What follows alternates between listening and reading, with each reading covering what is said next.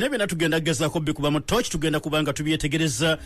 tumale n'okulaba campaign eyalangiridde olunaku olwajjo eneebaamu kyanjawulo ki kwezo ezibadde zirangirirwa bulijjo kuba guno sigwe mulundi ogusoose zize zirangirirwa ebbanga ddene ne baleeta eno ne bazzaako eri ne bagoberezaako endala kalinawulidde gye bayita kasepiti kawulesooka ojja obulango buno wakati bino wano wetugenda nobakwetaagisa okuba nga tolina nnyo kibanja Jona sagala kumalira budde bungi wabadde omu ku bantu nga bannamawulire twabaddeyo bangi nnyo abamawulire abatukikiridde ekyabadde sides ewakiso abantu na buli omu baabifunye buwe waliwo bagamba kyawedde abasajja bakoze kibayita bakite batya abakoze alliance tuyina mukadde waffe mwami Haji Sebagala mujjukira meya w'ekibuga seya nga akyalagira atera okuganta alayi bange soka muna Uganda omubuulire ekyabadde ewakiso mwami Besigye yabaddeyo mwami Kyagulanyi yabaddeyo n'abakulembeze ebiina balala babaddeyo Asumani Basalirwa Jema babaddeyo Sipi babaddeyo n'abalala kiki ekyabaddeyo in fact nga bwogambira kwanti kale ebisa ebisinga tutunulira bantu buntu nti nga bwe tulina omukutu ogutugatta nga ffe abamawulire ogwawuja naye bwolaba omukulembeze nga Kazibuga nti awuja yiiyo Kazibwe taba uja uja it's a group of members y'abanamawulire omukutu ogugatta bananyini radio zino bananyini mikutu gino baguyita nabu segera nti nabu sikini nabu y'abantu so nolwekyo kikyamu olowooza nti bayita opposition kitegeeza Kyagulanyi Besigye kwanti bannayuganda baffe n'abamu ku bantu akagambo opportunity simanyi bw'osobola kayita mu Uganda be bantu banakigwanyizi bavuga nnyo ekigambo nze nga munnamawulire bavuga nnyo ekigambo opposition nti Dr. Kano Besigye oba Honorable Kyagulanyi Robert Sentamu whereby ffenna tukimanyi nti juzi course lerusi Monday today is Tuesday n'abakolerako story wano it was a Friday nali ne mwami Mabirizi yesimba okukubwa president mu 2016 twali wano ku live nzijukira abeera osawa mukaaga mu news hour nimbuza nti waliyo ebyogerwa mu nkubo so far mwina we mutuuse nga mu abordo oluvuganya government muli mu bitundu nga 8 ku 9 okuleeta candidate omukuba president yangambe biganga jona twawule okwegatta kw'abantu n'okwegatta kw'abannabyabufuzi oba okwegatta kw'oludda oluvuganya government era yali mwami Mabirizi nangamba Elton John Mabirizi yes nanga nti Jona bwe kuba nti okwegatta okwogerwako kw'abannabyabufuzi nze sikumanyiko ne bwe kiba nti kukyayogerwako kujja nze nkulinze naye bwe kuba nti waliwo talina kiyategedde kyaka waliwo abeegase so mu bufunze nti ekyabaddewo jjo bannayuganda nze Jona sirina kifo kyenjagala both opposition and the government nze ndi munamawulire nkali mulimu gwange nsooka kutereeza kyabaddewo jjo tebabadde ku nsonga za kulonda kwa 2021 era oyo gwe balimbi yenna naawe genda ogabona nti nze kupaala mpulidde kino kati nange baŋŋambe nti niripoteza ebisole yabo lwaki njagadde okitangaza abantu abo batandise okubitambuza nti abasajja beegasse kaweddemu ekyabaddewo jjo njagala kubazaayo katono kalule ojjukira press conference yakubwa ku Fair Hotel mu Kampala waliyo Namboze waliyo Ssenyonyi bagiyita nga basubiramu abantu babiri ba principal ababiri principal wa People's Government Dr. Kano Besigye ne principal wa People Power Honorable Kyagulanyi Center nga BWIINO kusaawa esembayo ffenna tetumanyanga lwaki sibe bakola ki sibe balabika sibe bajja era tujjukira it was one day senyu twali tetumanya abasinga mwali temumanyi kwanza nali mmanyi nga bannamawulire munange by then yali Queen TV enkeera no olweggulo ne balangirira Ssenyonyi ng'omwogezi waki w'ekisinde kya People Power enkeera I think it was his first task mu People Power ffenna nga tetumanyi nti oba omuvuka amanyi okwogera enkeera nadda ku podium najja on behalf of Robert Kyagulanyi Sentamu Honorable Namboze najja on behalf of People's Government kulwa mwami Besigye ne issuing a statement eyali ekakanya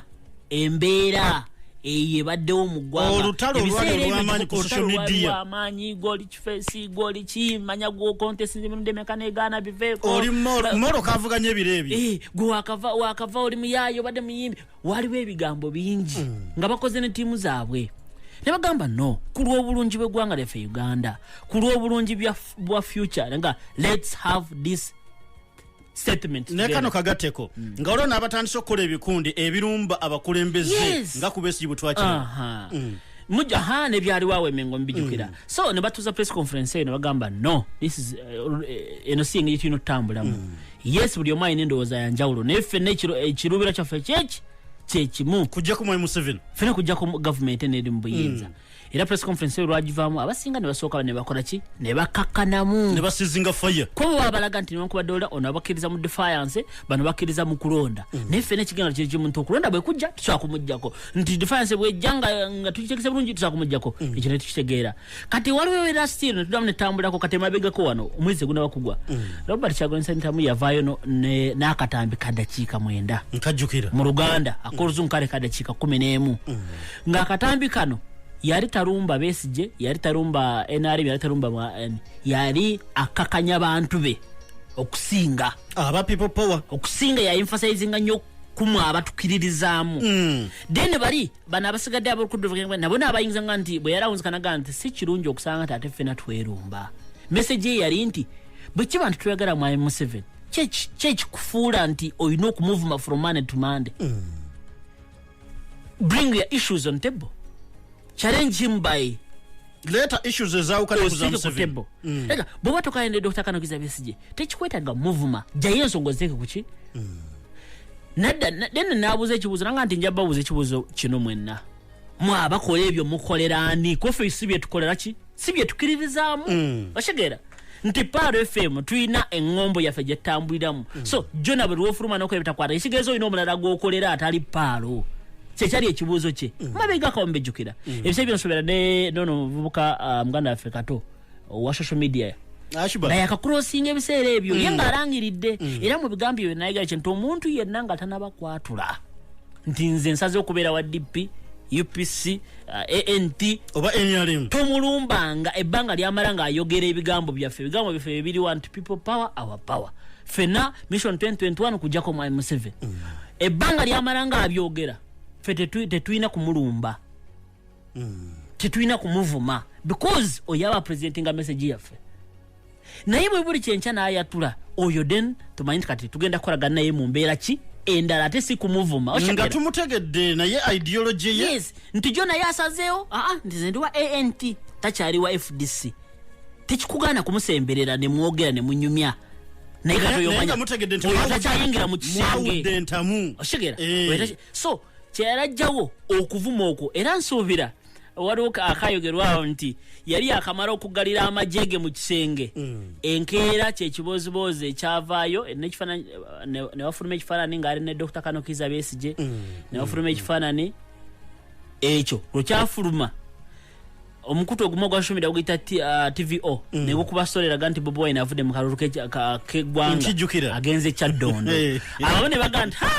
tumusajja mugwikiriza nga yasibira amajege mukikomera kwa yali amaze g'abaana tetulumbagana sore yo netambula nnyo ku social media notanti recent bwe yarakubye press conference ekamwocha yokwogera ku nsonga zino ezigenda mu maaso n'abuuzibwa ekibuuzo kye n'akiddamu naga nti no nga bwe nabagamba abo bonna ababyogera balina gwe bakolera neffe nga bwe twakyogera tukyali mu kalulu however nti enteesaganya zikyagenda mu maaso oshegera nefe tuli betefutefu nakiddamu fe tujja kuvuganya so lwaki ndese background yonna nti nkulaga ekifaananyi kino bwe kivudde okukolagana n'obutakolagana siteeka in fact fena tukimanyi ku mirimu kalulu tolina kubeera mukwano gwange you don't need to be my friend fena mission gye tuyineemu ku making sure nti parere waggulu tugiwanise ebeera ku ntikko nze manyiko ba radio presenters abamaze ebbanga bakolagana naye baŋŋamba nti kasaafu mu studio tebeebuuza naye nga bawolega nti oyo mukyala naki na mwami ashegera so abantu abatakimanyi kye babalimba ekyo naddala nnyo abantu baffe abawansi nti Jona talina kubeera mukwano gwa kalule okuspicinga programu eno abantu okujagala no Haji Karimu Karisa ne tiimu ye ba directors kye batuwagalamu ne Haja Tawo atutwala wano kuwulira nti ekintu kifulowinga Jona oba weerogane kalule oba mulwanagana oba bwevuma tebaagala kumanya bwe mubeera ku muzindalo ki kye mugamba abantu kati awo nyini Jona nsaba tuve wano bwe tuva wano tugende Wakiso ki ekyabaddeyo webale wenna mukwano gwange akyalinafe olunaku olwaleero jona nkyalinawe kaitwagala okubanga otegeera ku nsonga nga bwe ziri olunaku olwajjo kyekyabaddewo. Oh, yes, waliwo anzijukiza akagambo akaliwo ebiseera ebyo akatakyawulikka nnyo nti kyebakola emabega people power ne people's government kwali kuzaayo emundu kugombolola buli omu n'azizaayo nga nsonga yanteeseganya ne basizinga fire. Yes. So kyetubadde kyombuuza nti kyekyabadde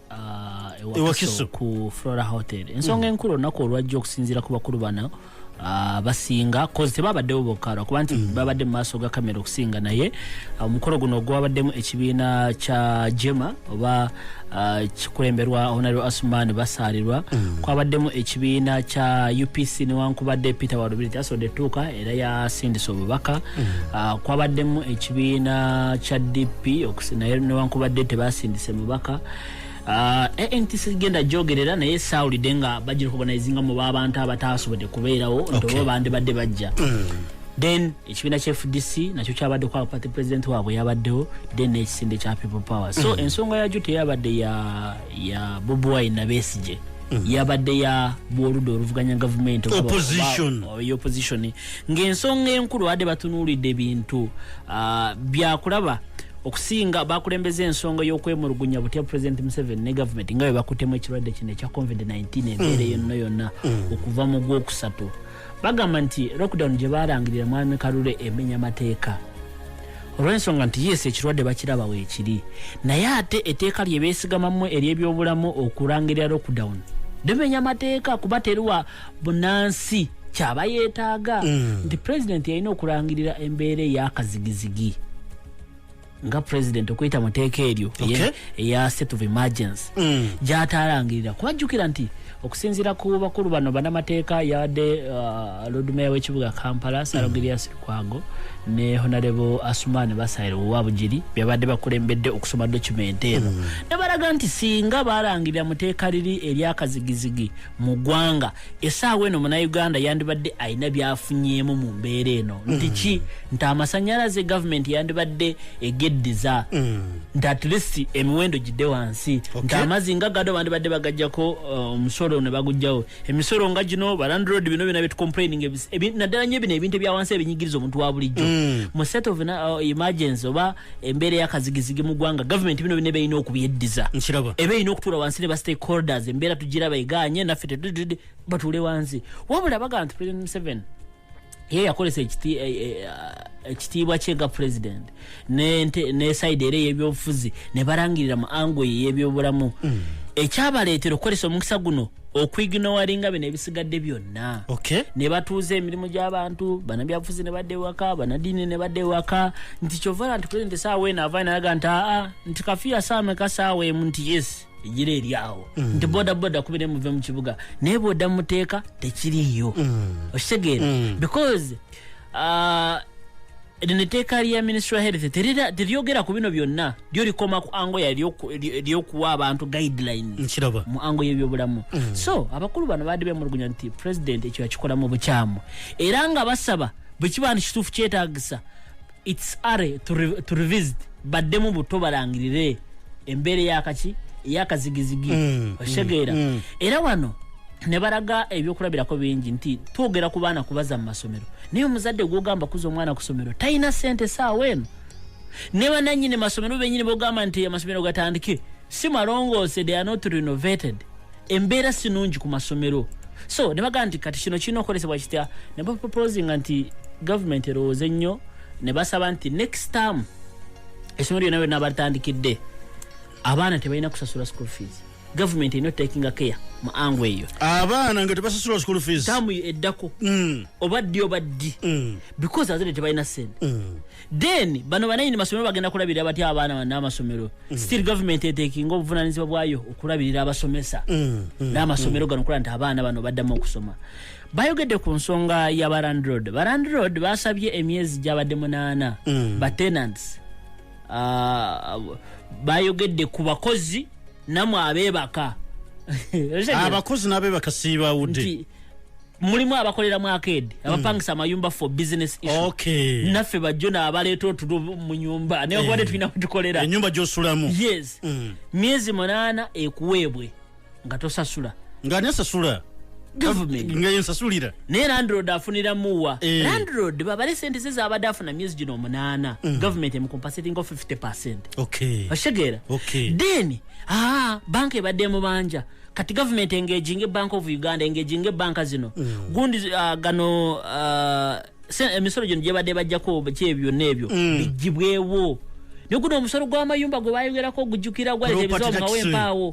ezonna government ezeddize zisoke zikole ki so bw'otunenanga ango gye bagirese buli omu abafunamu kubala otulo ogenda kuba otulo landlord agenda kubeerwa atlisa wewa yakatonotono omusolo gukendezebwako ne loan ze zonna ezo then ne badda ku nsonga y'amazzi ne basaba amazzi abantu eggwanga basooke baliwo amazzi ag'obwerere mu mbeera eno amasanyalaze nabo basooke babawa amasanyalaze mu mbeera eno so mu bufunze babadde bagezaako okulaba nti ku mbeera eno eriwo bali wamu so si 2021 elections nti mu mbeera eno tetwagala kulira FDC tetwagala kulira DP tetwagala kulira NT tetwagala kulira CG people power wabula fena tukolere wamu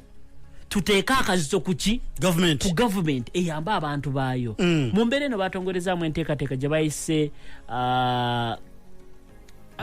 no nedda kuba awe mbadde njagala okutwala no nedda ombuli kibadde bategeezamu ekyo no nedda yabaddemu ebintu bingi waliwo ebigambo nga satu yakolesezza esooka you raise your voices muwanika amaloboozi gammwe bwe mumala okugawanika then bo babuuze gyemuli kitegeeza kinti bw'omala okuwanika eddoboozi mu anga etya okusinziira ku bakulu bano baga nti bajja tandika n'enkola ey'okubanja emmere enkola ey'okubanja emmere abantu enjala ebaluma sente zize zikola kisasanyizibwa buli ssaawa 7 okusinziira ku bakulu bano buli ssaawa 7 mu Uganda ogwemisana buli omu oli bwoba owulira nti tolina kyakulya ewaka kwata kyomanyi kikyakuleeta eddoboozi tolina kweyiwa ku luguudo oba sowaani oba kasepiki oba kijiiko oba kikoona kasazikoona saa 7 buli saa 7 koona buli kireekaana awe babuuliza gyemuli ani abuuza gyemuli ye kaferi gye bataddewo so nti buli saa 7 mu mbeera eno okulaga obutali bumativu kobe mu ofiisi kobe wakewo kobe wa okutandika ne leero ku lwokubiri buli saa 7 buzikona saawa 7 kukoona ejjiiko kukoona esepiki kukoona kidomola eyo enteekateeka emu then okuva n'olwaleero bagenda tandikawo campaigns ez'okusomesa Abanayuganda okweyogerera baleme kwetuulako nti jona bakusibidde waka muteeka ki dembe lyo yeso obulamu bwo kikulu naye taseyo ino okumanya muteeka kiri bakusibire waka Kafyona aliwo amenya amateeka kwatte tebalina teeka lye bakootinga so baga nti President Museveni ne government boli awo nti eggwanga balifuze mu mbeera ga nti tuli waka ofuga family y'omukyala n'abaana ofuga maka so omubufunze message enkulu Dr. Kano Kiza Besigye mwami Kyagono Bad Center munabala nga babadde gye badde bavuga kulaba nti Bannayuganda bamanye eddembe lyabwe mu mbeera eno ne wankubadde balina okugoberera amateeka g'ebyobulamu naye tebalina kunyigirizibwa wakati mu press conference buno babadde tebanagimaliriza poliisi we yagidde nategeddeko erinnya lya Kamukama eyabadde agiduumidde awe Wakiso ne bajja yadde poliisi amagye ne LDU ne bajja ne bastorminga room gye babaddemu ne hotel bamaze kutuukamu tebasoose kwogera bingi kubanga abasooseemu tebadde ne kamanda baabwe kati after like 2-3 minutes awo kamanda nalyoka yingirawo Kamukama naga nti mbawadde busekendi nga buli omu afulumye room eno ye kamanda yagenza okuyingira ng'omubaka Kyadondo East yadde ayogera Robert Kyagulanyi Robert Sentamu ng'akyagenda maaso n'okwogera ensonga ze n'akyogera emirundi 3 bannange ekiddako si kirungi kwanja kolesa obuyinza obukola ki obumpeebwa oye kamanda era still omusajja yadde akooti yadde abatwala mu ango y'abyabulamu naga nti okusinziira ku mbeera gye tuli mu ggwanga temukirizibwa kukola ki kutuuza lukungaana luno teyayogedde ku bino jjukira gonde bagijjawo okusinziira ku kooti public order management eyo bagijjawo bannabyabufuzi era baddembe okuba enkuŋŋaana zaabwe lwabe n'ebiriwo so kati era awo yabayitiddemu kati abakulembeze abasigadde bonna ne bafuluma omwabadde ababaka ba palamenti omwabadde abakungu okuva mu bisinde bino ebibiri ne pati zesigadde abasinga ne bafuluma era olwafulumye yabadde mubaka wa Kawempe North Alhaji Latif Sebagala Sengendo imama wa parliament wamu n'omubaka wa Honorable Namboze oli mwogezi wa people's government ne bonamboze ono yomu kwa coordinator people power ne bengejinga police wabweru Bobi nasigala nga agenda maso n'okwogera amaze nagata akampite Dr. Kangizi Rwembe eno naye akoleki abeko kyayogera kati bano lwafulumye kati Haji Latifu ne namboze ne bengejinga police na amaje ne bogera nabo kati bano basigala nga bogera na amawulire mpaka message yawe awedde era fe twagenze okuva mu room munda nga tumanyiwa bweru kuba kwata buki kwatagenze kwanga boro amaze kuba fuluma police yona ne fuluma rumu ne bana abasigadde kati Bobi nasigala munda ne Besigye nga bogera n'aba amawulire kati twagenze ofuluma nga abakulu bano bagenze naye twategedde nti emboozi yabadde wakati w'abakulembeze ne police babategeeza nti gamazima tetwagala kukolesa kusika mugwa ngaffe yensonga lwaki bwe mutuyise fena tukoze ki tufulumye naye tusaba bana abakulembeze bali munda bali mukwogera bwe bumaliza buli omu akwate ku buli akole ki agende kamukama teyakanye nabo nayeta abasajja be nabaga tukole ki tugende so tewabaddewo kusikamugwa kw'amaanyi tekwabaddewo kuba bikonde naye wakati mu speeches waddewo speeches enjawulo kwabaddeko ambasada era nga ye ssentebe wa FDC ambasada Birigwa nayogerako naye nayogera ku nsonga y'obwegasi of course ebyofuze gwade mulamwa naye ababadde bajja okwogera dde bakikoonako nti balina okukolera wamu angwe eyo nti bagata amaanyi because bannayuganda basinga kye baagala Uganda zitebagala kumanya buli wa NRM kwanga ne wali wadde wabaka ba NRM naye ab'ekisende kya people power so nti kino tekyabadde kyakuba nti tusazeewo candidate agenda tukulembera mu 2021 yono oba agenda tukolera kino so wabula yabadde embera yageza kulaga ntugenda kukolera wamu yes kubanga fenna ebitunyiga bye bimu kuteeka government ku kisenge okulaba abantu baweebwa kye balina okuweebwa mu kaseera kano that was the point so bonna message ne bagigatta so se kugamba nti kwegatta ku lw'ebyobufuzi bya 2021 omanyi kalule bw'oba otambula ogenda Kawempe teeka n'example ova ku Paalo oyita ku Martin bw'ova ku Martin nozaako LDC oliwaddemba okuyita Makerere oba okuyita ku Saapolo bw'oyita Makerere noyita ku LDC notuuka ku gate ya Makerere nodda mu junction ya Wandegeya nosala nodda ku bbiri so lwaki nkugamba ebyo ziba steps okitegeera kuba emabegako awo wabaddewo olutalo lw'amaanyi mu social media gundi tagenda kwesimba gundi agenda kwesimba gundi yawagedde gundi yagala gundi kati nti n'abantu abamu mu ndowooza balina endowooza ega nti Bobi tasobola kusinkana Besigye ekyo bwe kiri mu bantu tebasobola kusinkana bababiri Bobi Besigye nga muzibu nnyo Bobi nga muzibu nnyo bona beega so nti at least ekyajjo eba step kati so nti bwe kiba nti basobola okwegatta ku bino ebizibu kubanga abantu bano abakulembeze bagala otufuga tebefuga bafuga ffe jona njagala kujja ebizibu ebituluma naye nga sinna kujja wano abalonde bakuvira Uganda kati muli bameka nzi siri gamba bali bameka tuli mu 7 abatogerera essaawa eno we are 700 and let me check very well here 7 let me see kusinzira kanze basagala kugera byange manja ganjogera bya ministry ebyo official kusinzira ku ministry official page ya ministry health mu Uganda